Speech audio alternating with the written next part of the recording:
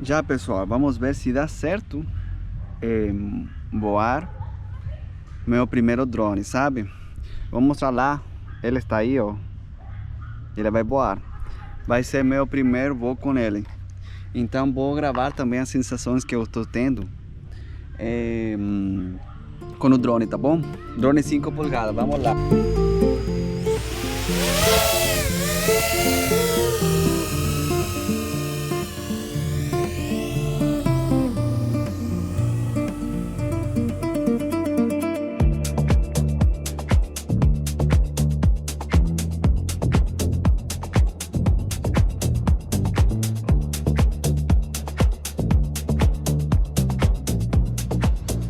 Gente, já estamos gravando já. Eu estou voando ele.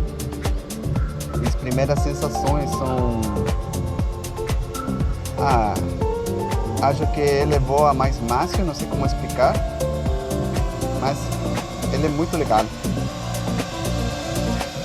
Aí dá para escutar ele.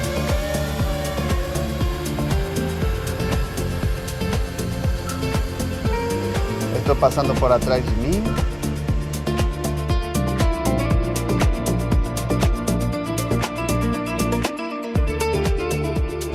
Mas ele é bem tranquilo mesmo.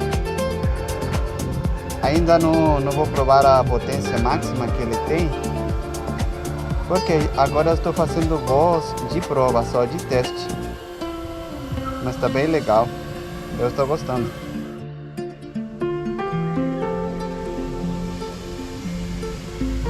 Gente, tá muito jóia esse negócio aqui, eu gostei.